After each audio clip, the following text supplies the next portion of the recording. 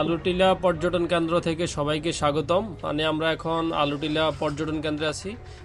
চারপাশটা খুবই সুন্দর, মানে হচ্ছে একদম গুছানো, একদম পরিকল্পিত একটি পার্ক। সো ফ্যামিলি নিয়ে আসলে এটি খুব ভালো একটি জায়গা এবং একদিনের জন্যই জাস্ট যারা আসতে চাচ্ছেন তাদের জন্য এটা রিকমেন্ডেড, যে ঠিক আছে, খুব ভালো একটি চয়েস। আর এটার পাশে হচ্ছে আলুটিলার গুহা। আমরা এখনই যাব আলুটিলার গুহা দেখতে।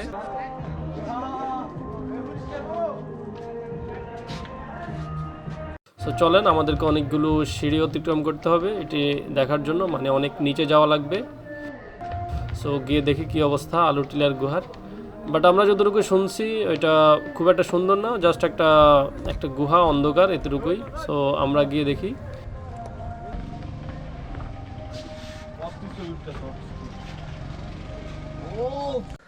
আমরা এখন আছি আলুটিলা গুহায়। দেখি, শুধু নামতেছি, দেখি কতটুকু নামা লাগে। দেখতে থাকুন। আশেপাশের পরিবেশ মোটামুটি আর্টিফিশিয়াল লাগতেছে, কারণ সিঁড়িগুলো অবশ্য অনেক সুন্দর, আর এগুলোর বয়স অনেক দিন হয়ে গেছে নাকি, যতটুকু শুনলাম। খাগড়াছড়ির অন্যতম একটা স্পট।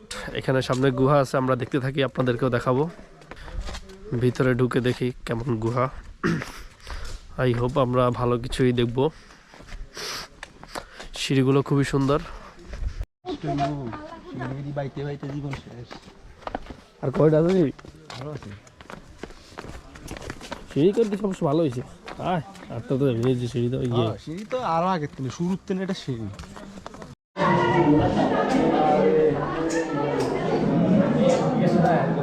এই হচ্ছে আমাদের অবস্থা।